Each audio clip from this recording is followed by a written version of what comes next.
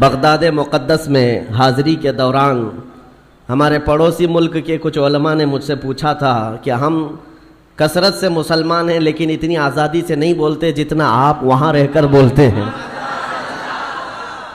آپ تو کفار و مشرکین کے نرغے میں بیچوں بیچ رہ کر کے کس طرح بولتے ہیں؟ آپ کا کیا مسئلہ ہے؟ ہم نے صرف غوث پاک کے دربار میں کھڑے ہو کر ان مولوی صاحب کو، ان عالم صاحب کو اتنا ہی کہا تھا، کیوں دبے جس پہ حمایت کا ہو پنجہ تیرا، کیوں دبے جس پہ حمایت کا ہو پنجہ تیرا، شیر کو خطرے میں لاتا نہیں کتا تیرا.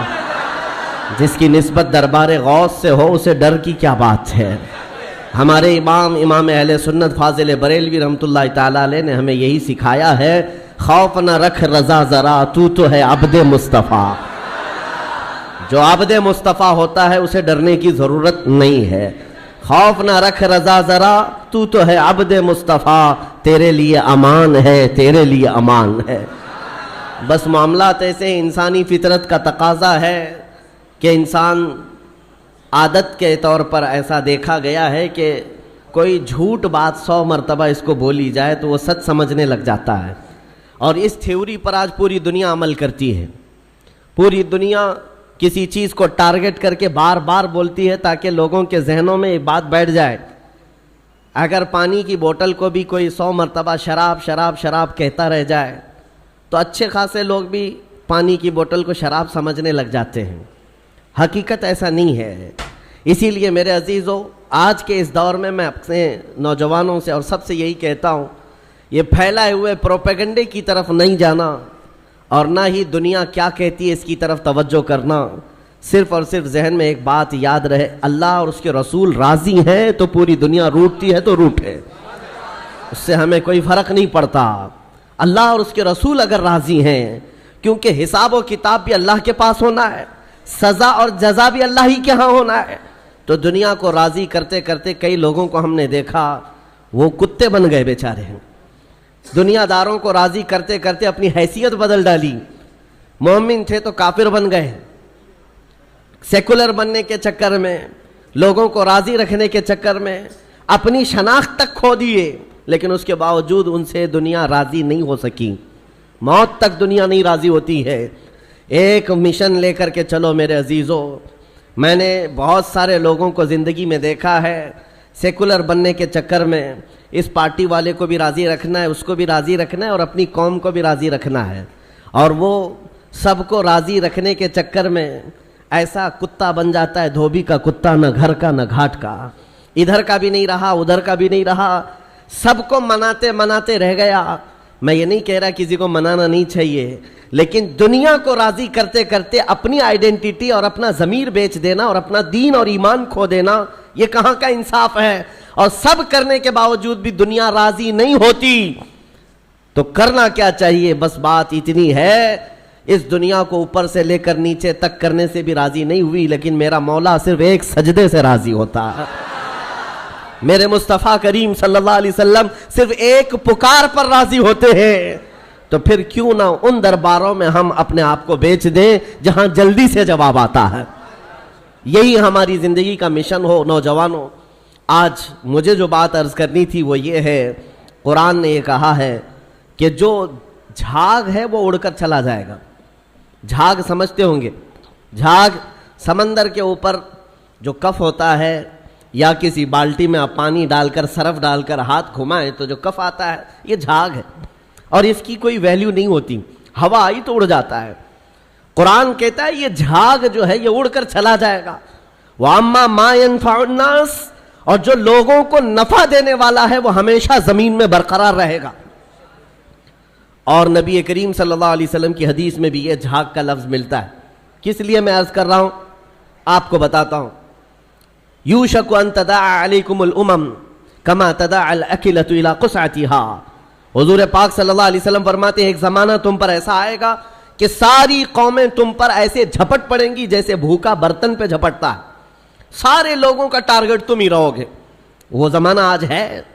ہر ایک کا نشانہ ہم ہی تو بنے ہوئے. آج یہودیوں کا ٹارگٹ بھی ہم ہی ہیں، عیسائیوں کا ٹارگٹ بھی ہم ہی ہیں، چاہے وہ کفار و مشرکین ہو، ہمارے ہاں کے سب کا ٹارگٹ ایک ہی ہے، اسلام اور مسلمان.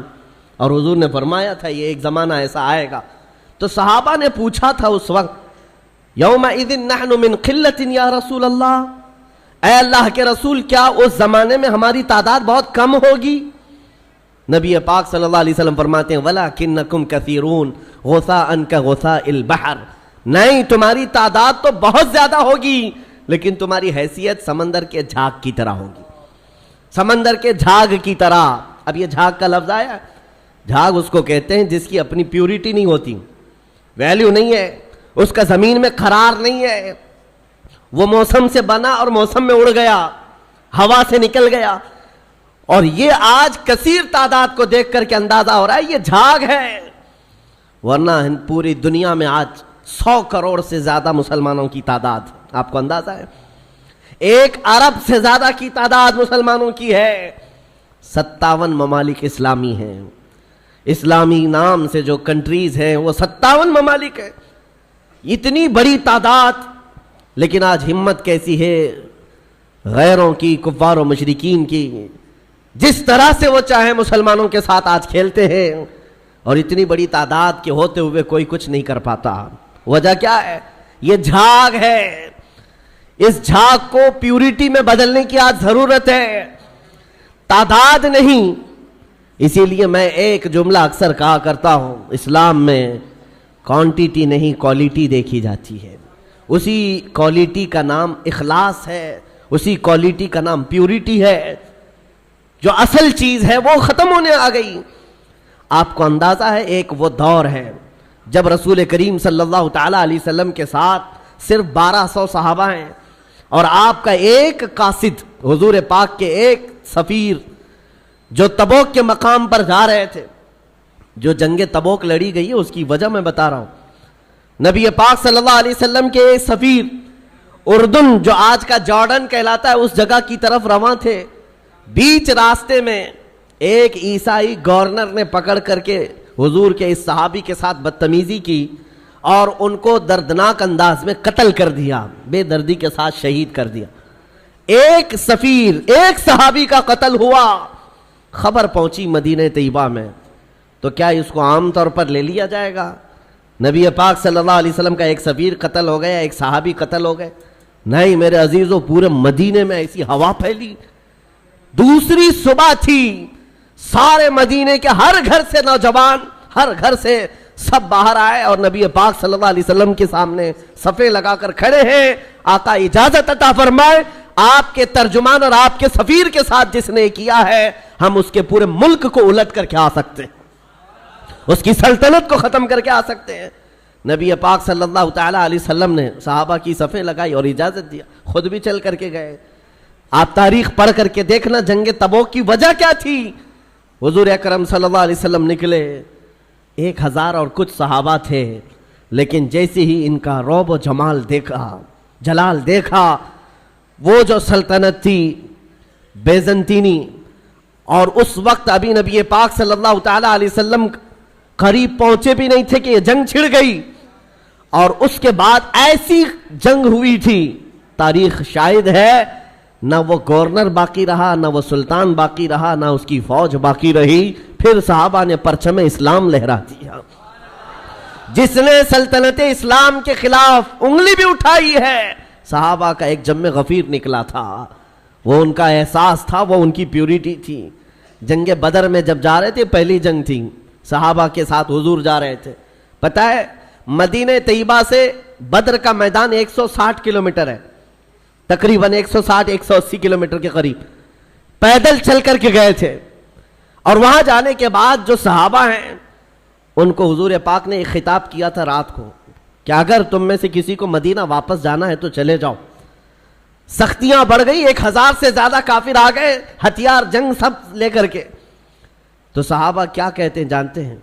رات میں کھڑے ہو کر انصار صحابہ یہ کہتے ہیں یا رسول اللہ ہم بنی اسرائیل نہیں ہیں، بنی اسرائیل نہیں ہیں جنہوں نے موسیٰ علیہ السلام سے کہا تھا آپ جائیے اور آپ کا خدا اور آپ مل کر کے لڑیں. ہم امت محمدیہ ہیں. یا رسول اللہ آپ تو بدر تک لائے ہیں جو 160 کلومیٹر کا سفر ہے. اگر میرے آقا آپ 1000 کلومیٹر دور یمن تک بھی لے جاتے، ہم میں سے کوئی پلٹ کر کے نہیں دیکھتا.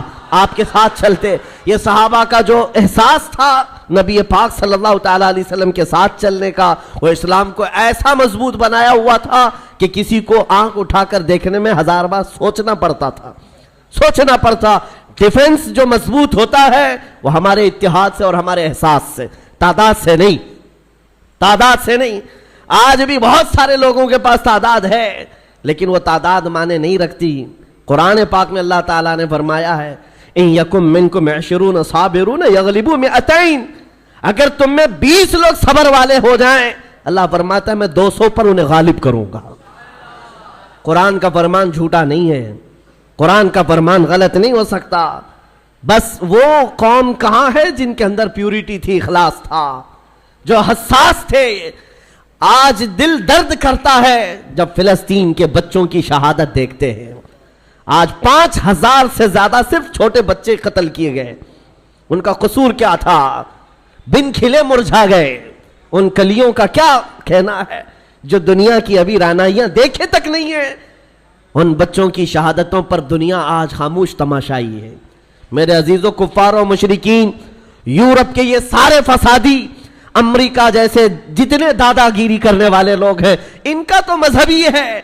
لیکن مسلمانوں کو کون سا سانپ سونگھ گیا جو ان نہتے تڑپتے بچوں کو دیکھ کر کے ابھی بھی مست ہیں، اپنے عیش میں جی رہے.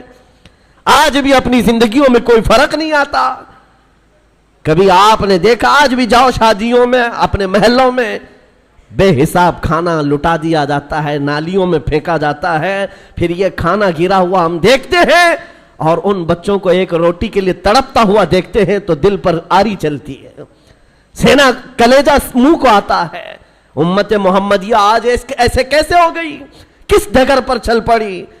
ایک مومن کو اگر تکلیف ہو تو پورے مومنین کو تڑپنا چاہیے. یہ ایمان کی علامت ہے، ایمان کی علامت ہے. نبی کریم صلی اللہ علیہ وسلم نے فرمایا مثل مؤمن کمثل جسد اذا اشتكى عضو تداعى له سائر الجسد بالسهر والحمى. تمام مومنین ایک جسم کی طرح ہیں. ایک عضو کو تکلیف ہو تو پورا جسم تکلیف میں بیمار ہو جاتا ہے، بخار زدہ ہو جاتا ہے. آج نہ ان کی عیاشیوں پر کچھ فرق آیا. دبئی والے، سعودی والے، بحرین والے، قطر والے، ان سب کی عیاشیوں پر کوئی فرق نہیں پڑا. یہ اللہ کے عذاب کے آنے کی علامات بھی ہیں.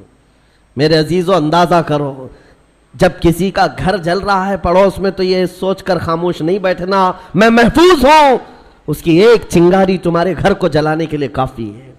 وہ چنگاری جب اڑ کر آئے کہ ہمارے گھر، ہمارا سارا آشیانہ خاکستر کرے گی.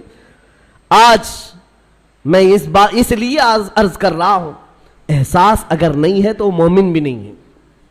احساس. آپ یہ سوچتے ہوں گے ہم فلسطین کے بارے میں، غزہ کے ان نہتے بچوں کے بارے میں تقریر کرتے ہیں، بیان کرتے ہیں، ہم یہاں بیٹھ کر کے کیا کر سکتے ہیں؟ ہر ایک کے ذہن میں یہی بات آتی ہے. ہم نہ جا سکتے ہیں، نہ چل سکتے ہیں. ارے مدد بھیجنے والوں کی مدد تک نہیں جاتی، ہم یہاں کیا کریں؟ ایک دولت ہے وہی حساس جس کو کہتے ہیں. احساس جس مومن کے دل میں آئے تمہیں اندازہ نہیں، یہ عرش الہی کو ہلا دیتی ہے. عرش الہی کو ہلا دیتی ہے مومن کا احساس کا درد. آپ یہاں بیٹھ کر کے اگر وہ احساس کرتے، آپ کو اندازہ ہے ہمیں احساس ہی تو اسلام نے سکھایا ہے. نبی کریم صلی اللہ تعالیٰ علیہ وسلم کی اس امت میں اگر احساس نہیں، جہاں صحابہ کو حضور نے یہ تعلیم دیا تھا. آپ کو پتہ ہے مدینہ طیبہ میں ایک مہمان آئے حضور کی بارگاہ میں ایک مہمان ہے اور نبی پاک صلی اللہ تعالیٰ علیہ وسلم کے گھر فاقہ ہے. حضور نے صحابہ سے کہا کوئی ہے جو میرے مہمان کی مہمان نوازی کرے، اللہ اس کی مہمان نوازی کرے گا. حضرت ابو طلحہ انصاری کھڑے ہوتے ہیں، کہا یا رسول اللہ میں آپ کے مہمان کو لے جاتا ہوں. ان کو خود کو خبر نہیں ہے گھر میں کچھ ہے بھی یا نہیں. مہمان کو لے کر چل پڑے. جب گھر آئے بیوی سے کہا رسول اللہ کے مہمان گھر آئے ہیں. بیوی نے کہا آپ نے پوچھا اوچھا کچھ نہیں، گھر میں صرف ایک آدمی کا کھانا ہے، ایک ہی آدمی کا کھانا ہے، میں ہوں، آپ ہیں اور بچے ہیں، 2 بچے ہیں ان کے. بیوی نے یہ کہا تو آپ گھبرائے، کہا ایک آدمی کا کھانا ہے، مہمان گھر پر آیا ہے. اور خاتون بھی کیسی ہے، صحابیہ ہے، کہتی ہیں گھبرائیے مت، اللہ کے رسول کے مہمان آئے، میں بچوں کو تھپک کر کے سلا دوں گی، آج کی رات وہ نہیں کھائیں گے. رسول اللہ کے مہمان گھر پر ہیں. اور اس کے بعد خاتون کہتی ہیں جب میں دسترخوان پر کھانا لا کر کے رکھوں گی، چراغ آپ پھونک کر کے بجھا دینا، اور آپ کھانے جیسی حرکت کرتے رہنا، مہمان کھاتا رہے گا۔ آپ کھانا نہیں، بس منہ چباتے رہنا اس کے سامنے بیٹھ کر اندھیرے میں، مہمان پیٹ بھر کر کھا لے گا، میں اور آپ ایسے ہی صبر کر لیں گے، اللہ کے رسول کے مہمان کو تو کھلائیں گے۔ یہ صحابہ کا تھا معاشرہ۔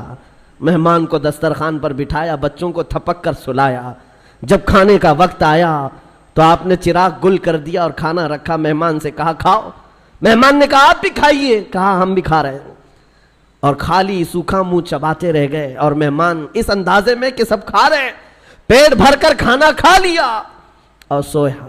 صبح اٹھنے سے پہلے جبرائیل امین حضور کی بارگاہ میں آئے، کہا یا رسول اللہ صلی اللہ علیہ وسلم، آپ کے مہمان کے ساتھ آپ کے صحابی نے جو سلوک کیا ہے، پورے آسمان کے ملائکہ میں اس کا چرچا چل رہا ہے، اس کا چرچا فرشتوں کے درمیان چل رہا ہے۔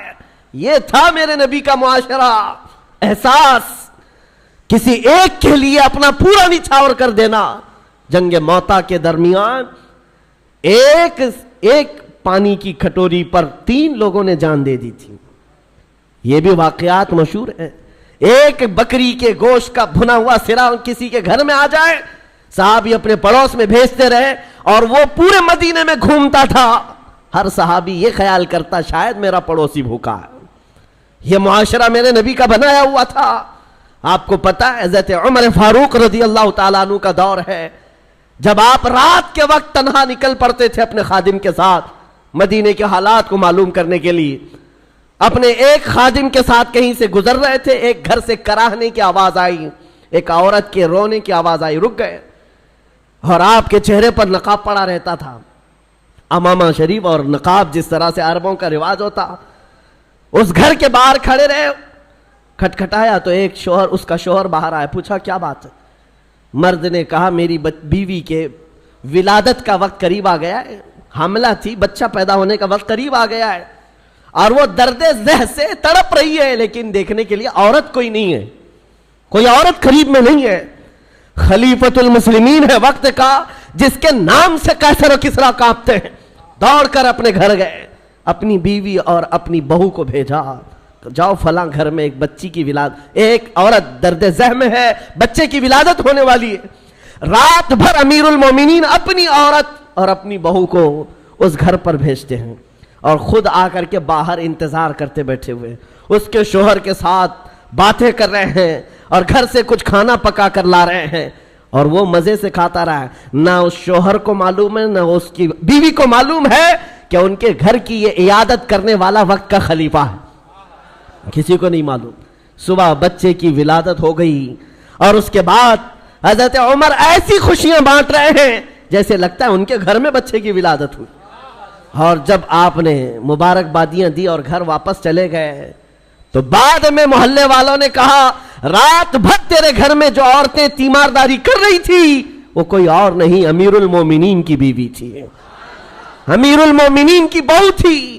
یہ احساس تھا، ایک عورت کے درد کی آواز آئے تو خلیفہ بے چین ہو جاتا۔ آج فلسطین سے اٹھنے والی آوازوں سے کسی کی نیند پر فرق نہیں پڑتا، کسی کی نیند خراب نہیں ہوتی۔ وقت کے عیاش حکمران، ظالم حکمران اپنی کرسیوں پر ویسے ہی مزے لے رہے ہیں، بلکہ بسا اوقات ایسا لگتا ہے یہ بچوں کی اور بچیوں کی جھنجھوڑنے والی آواز ان کی کرسیوں کو کیوں نہیں ہلاتی۔ یاد رکھو قرآن پاک میں اللہ نے فرمایا وَإِذَا الْمَوْءُودَةُ سُئِلَتْ بِأَيِّ ذَنبٍ قُتِلَتْ، ان بچوں کو جو آج مار دیا گیا ہے، یہ سورہ تکویر کی آیتیں بتا رہی ہیں، یہ قیامت کے دن بچیاں اٹھائی جائیں گی اور رب تعالیٰ سے پوچھیں گی مولا مجھے بتا کس جرم میں مجھے مارا گیا تھا، میرا گناہ کیا تھا جو مجھے قتل کیا گیا۔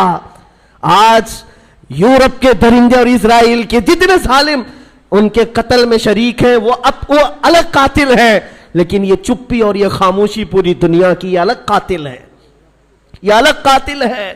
درد ہمیں اس بات کا ہو رہا ہے، اسی لیے شاعر نے کہا تھا نہ ادھر ادھر کی بات کر، مجھے یہ بتا کہ قافلہ لٹا کیوں، مجھے رہزنوں سے غرض نہیں، تیری رہبری کا سوال ہے۔ ڈاکوؤں کا کام یہ ہے ڈاکہ ڈالنا، डाकुओं का काम ही है माल छीनना, लेकिन सवाल तो तुम्हारी रहबरी का है। ये हालात कब बदलेंगे मेरे अजीजों? उस वक्त बदलेंगे जब हमारा जवान एहसास की जिंदगी जीने लग जाए। आज हमें अफसोस है और अलमिया है, हम उन जालिम हुक्मरानों के खिलाफ आवाज उठाते हैं जिनके ऐश में कोई कमी नहीं होती आज, लेकिन उनको कोस करके बोल करके आपको ऐसा लगता है यहां क्या होने वाला है। होने वाला यह है, आपको हम नसीहत कर रहे हैं, अल्लाह ने आपको जो मनसब दिया, आप तो अय्याश ना बनो, आप तो इस तरह की बेहिसी की जिंदगी ना गुजारो, लापरवाही की जिंदगी आप तो ना गुजारो। कभी दस्तरखान पर बैठे हो, नरम ग़िज़ाएं खा रहे हो और तुम्हारे भाइयों और बहनों के चीखने की आवाज आई, तो क्या ये नरम ग़िज़ाएं तुम्हारे हलक से उतरती हैं? कोई माँ तड़प रही हो सामने, तो क्या ये नरम ग़िज़ाएं तुम्हारे हलक से तड़प गुजरती हैं? जब खाना हलक से नहीं जाता तो मैं उन नौजवानों से पूछता हूं, आज भी रात भर नुक्कड़ पर बैठ करके तुम जो अय्याशियां कर रहे हो, तुम्हारी पूरी रात जो गेम में गुजर जाती है, इंटरनेट पे गुजर जाती है, तुम्हें इस दर्द का एहसास कब होगा?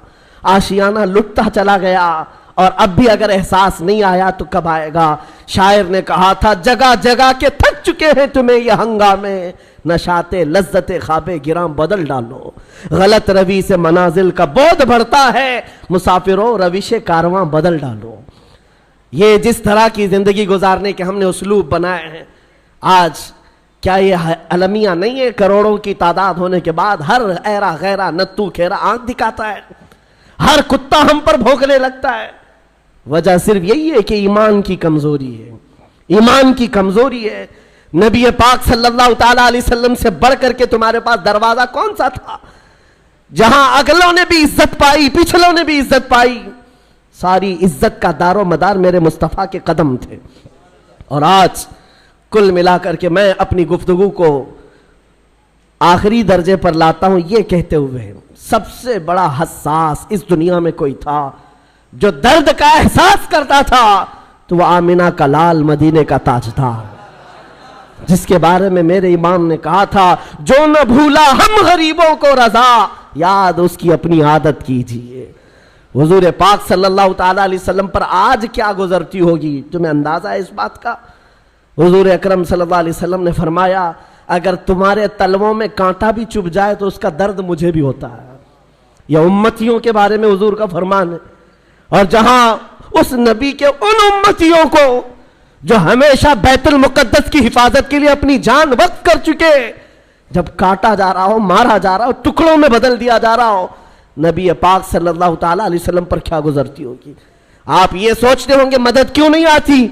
मदद आएगी, लेकिन ये इम्तिहान की घड़ी है, पूरी दुनिया को देखा जा रहा है इसमें कितने प्यूरिटी वाले हैं, इखलास वाले कितने हैं और कितने सिर्फ तमाशा देखने वाले हैं, ये भी देखा जाएगा। करबला का मैदान जिस तरह इम्तिहान की घड़ी था, इसी तरह आज का दौर भी इम्तिहान का वक्त है। ये सारे मोमिनीन को देखा जा रहा है। होना तो ये चाहिए, जब हमारे घर से जनाजा निकलता है तो गम इतना होता है कि बंदा तौबा कर ले, मौला मेरे भी जाने का वक्त करीब आ जाएगा। जब मौत देखता है इंसान घबराता है, डरता है और तौबा करके बाज आता है। और आज इतने बड़े बड़े हादसे देख करके अगर कोई नहीं सुधरता तो फिर इसके सुधरने की उम्मीद भी नजर नहीं आती। इसलिए मेरे अजीजों, नबी पाक सल्लल्लाहु ताला अलैहि वसल्लम का जो एहसास है वो हुजूर यही फरमाते हैं। हुजूर ने फरमाया, हदीस पाक है, मन अस्बहा मिन्ना मल्लम यहतम बि अमरिना फलैस मिन्ना। जो इस हाल में सुबह किया कि मेरी उम्मत के बारे में कुछ सोचा नहीं, वो मेरी उम्मत में से नहीं है। कितने हैं हम में से जो सुबह करते हैं और रसूलुल्लाह की उम्मत के बारे में कहते हैं? आपको पता है नबी पाक सल्लल्लाहु ताला अलैहि वसल्लम ने यह भी फरमाया, जिसने मेरी उम्मत की मगफिरत की दुआ कर दी, मेरी शफाअत उस पर वाजिब है। हुजूर की उम्मत के लिए सिर्फ दुआ भी करता है तो हुजूर फरमाते मेरी शफाअत है उस पर। तो आज ये एहसास पैदा करो, दर्द पैदा करो एक दूसरे का, और उन मोमिनीन के लिए बासाफ्ता रब ताला की बारगाह में गिड़गिड़ाओ। दुआ मोमिन का एक हथियार है। जब एहसास के दिल के साथ अल्लाह की बारगाह में पुकारा जाता है तो अर्श इलाही भी हिल जाता है और दुआएं बारियाब होती हैं और मदद जरूर आएगी। अजीजान गिराम वक़ार, نبی کریم صلی اللہ تعالیٰ علیہ وسلم کے اس دربار سے ہماری دوری یا آج ہمارے درمیان انتشار پیدا کی ہوئی ہے. ہم جو بھٹکے ہوئے ہیں, بگڑے ہوئے ہیں, جگہ جگہ الگ الگ جماعتوں میں, ٹکڑوں میں تبدیل ہیں, ایک ہی وجہ ہے, جس رسی کو ہمیشہ پکڑنے کے لیے کہا گیا تھا وہ رسی ہاتھ سے چھوٹتی ہے تو پھر نہ تمہارا نگہبان تمہیں نظر آتا ہے, نہ تمہاری جماعت کا تمہارا کوئی شناخت تمہاری باقی رہ جاتی ہے. اس لیے جس رسی کو پکڑنے کے لیے کہا گیا ہے وہ رسی کوئی اور نہیں, وہ رسول اللہ کی ناموس کی, ان کی عزت کی, ان کی سنتوں کی رسی ہے. آ جاؤ اے نوجوانوں, عزت وہی پر ہے. قرآن کہتا ہے وَلِلَّهِ الْعِزَّةُ وَلِرَسُولِهِ وَلِلْمُؤْمِنِينَ, عزت تو اللہ کے لیے ہے, عزت تو رسول کے لیے ہے, اور عزت ایمان والوں کے لیے ہے. اور نبی پاک صلی اللہ علیہ وسلم کو چھوڑ کر کے اگر تم عزت ڈھونڈتے ہو, ہرگز ممکن نہیں. آبرو ماں زنام مصطفیٰ, ہم سب کی عزت و آبرو نبی کے نام سے وابستہ ہے. آج تو آج ہے. یہ سب پکارنا چھوڑ دو دنیا کو. دنیا بہری ہے, گونگی ہے, تمہاری بات نہ ان کے کانوں میں جاتی ہے نہ دلوں پر اترتی ہے. یہ مدد کی دعائیاں دینا بند کر دو, اس دنیا کو پکارنا چھوڑ دو, اس لیے کہ ہمارا عقیدہ یہ ہے یہاں پر بھی اور آخرت میں بھی ہمارا اگر کوئی نگہبان اور پاسبان ہے وہ محمد الرسول اللہ ہے. میرے آقا صلی اللہ علیہ وسلم سے ایک صحابی نے پوچھا, یا رسول اللہ, حشر کے میدان میں آپ کی کیفیت کیا ہوگی؟ یہ سنو تو دل باغ باغ ہوتا ہے.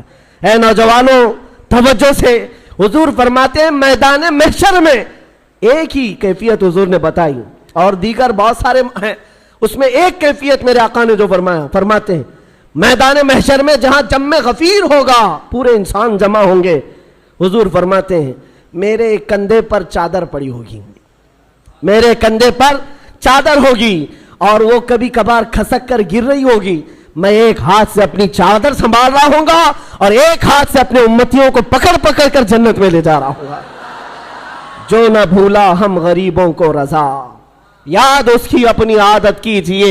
اس بھرے محشر کے میدان میں ہمیں پہچاننے والا کوئی ہے تو وہ رسول اللہ کی ذات ہے.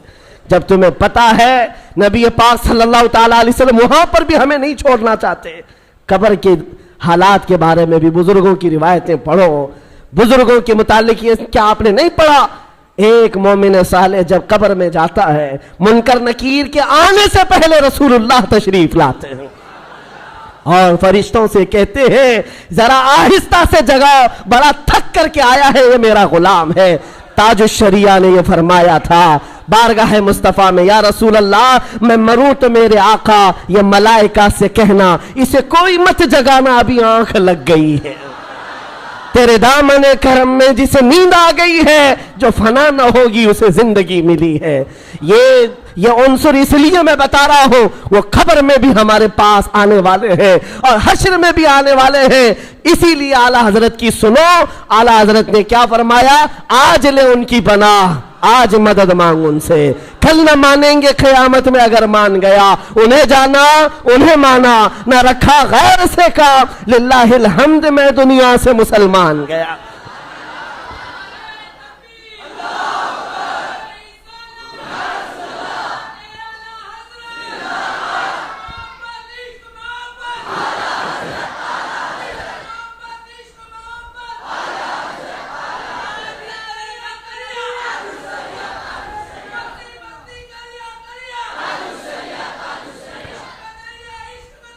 ایک بات سمجھ کر کے چلیں, جو محبت ہمیں ہر خوف سے آزاد کرتی ہے, ہر خوف سے آزاد کرا دیتی ہے, وہ محبت میرے مصطفیٰ کی ہے. آج ہم وہی لے کر کے چلتے ہیں, آگے چلے پیچھے چلے, ادھر جائیں ادھر جائیں, ہزاروں کے مجمع میں ہم بھی چلتے ہیں تنہا. کفار و مشرکین کے نرغے میں بھی ہو, خوف اس بات کا نہیں آتا کہ یہ ادھر سے گردن ماریں گے ادھر سے ماریں گے, اس بات کا ڈر نہیں ہے, اس لیے کہ نبی پاک کا دامن ساتھ میں ہے. جس جگہ بھی زندگی کی شام ہو جائے, ارے ہم تو کفن ساتھ لے کر چلتے ہیں. ہمارا تو عہد یہ ہے, زندگی تو یوں بھی کسی دن ختم ہونا ہی ہے. آج یا کل کسی بستر پر پاؤں رگڑ کر مرنے سے تو اچھا ہے نبی کا نام لے کر کے دنیا سے چلے جائے. عشق گر جرم ہے تو پھانسی کی سزا دو مجھ کو, عشق گر جرم ہے پھانسی کی سزا دو مجھ کو, در محبوب پہ لیکن یہ سزا دی جائے. عاشق رسول کی طلب یہی ہے. آپ سب سے میں یہی کہتا ہوں، خوف نکالو، ڈر نکالو. اس نبی پاک سے محبت کرنا جرم ہے. ہم کروڑ بار یہ جرم کرنے کو تیار ہیں. ان کا نام لینا دنیا کے نزدیک آتنکوادی ہے، تو ہم ایسے آتنکواد ہونے پر فخر بھی کرتے ہیں. یہ کوئی ڈر کی بات نہیں ہے. نبی پاک کی محبت کا اعلان کرنا، ان کے دامن کو تھامے رکھنا تمہاری نظروں میں جرم ہے. ہم اس کو نہیں مانتے. اس جرم کو ہم کروڑ بار کرنے کو تیار ہیں. عزیزان گرامی وقار، یہ جذبہ لے کر کے چلو جو سیدنا عمر فاروق نے کہا تھا. حضور نے ان سے پوچھا تھا، عمر جب قبر میں دو فرشتے آئیں گے، کالے چہرے والے، نیلی آنکھوں والے، اور وہ اٹھائیں گے مردے کو اور سوال کریں گے، اس وقت تم کیا کرو گے؟ عمر فاروق نے کیا کہا تھا؟ پوچھا، یا رسول اللہ جب وہ فرشتے قبر میں آئیں گے میری موت کے بعد، صرف سوال یہ ہے آقا، آج جو میں آپ سے محبت کرتا ہوں کیا یہ محبت اس وقت بھی باقی رہے گی؟ نبی پاک نے فرمایا، عمر یہ دوسروں کی محبت ہے جو موت کے ساتھ ختم ہوتی ہے، مجھ سے جو محبت کرتا ہے وہ حشر تک باقی رہے گی. تب جواب کیا ہے؟ سنو جواب کیا ہے. حضرت عمر مجلس سے اٹھ گئے، کہا یا رسول اللہ اب جو منکر نکیر فرشتے آنے والے ہیں وہ میرے اوپر چھوڑ دے، میں خود نپٹ لوں گا. جب نبی پاک کی محبت ساتھ ہے تو پھر ڈر کس بات کا ہے، خوف کس بات کا ہے؟ اسی لیے آج اس میں کمزوری آئے تو بندہ ڈر کے جینے لگ جاتا ہے، سہم کر کے جینے لگتا ہے. لوگ ٹوپیاں چھپا رہے ہیں، داڑھیاں مڈا رہے ہیں کامن بننے کے چکر میں، پھر بھی دنیا تمہیں جانتی ہے اس نبی کے نام پر. اسی لیے اگر ان کے غلام ہونے پر تمہیں کوئی اعتراض نہیں ہے، کھل کر کے غلامی کرو، کھل کر کے غلامی کرو میرے نبی پاک. اس لیے کہ میں بار بار ایک جملہ کہتا ہوں، آج دنیا کو چوٹی رکھنے میں شرم نہیں آتی تو ہمیں داڑھی رکھنے میں کیوں شرم آئے؟ کیوں شرم آئے؟ ارے لوگ ننگے گھومنے پر فخر کر رہے ہیں، ہم نبی کی سنتوں پر فخر کریں، حضور پاک کی سنتوں پر فخر کرے. بس میرا یہ جملہ ہے، آج اس بات کو سمجھ کر کے چلو، قوت عشق سے ہر پست کو بالا کر دو، دہر میں نام محمد سے اجالا کر دو.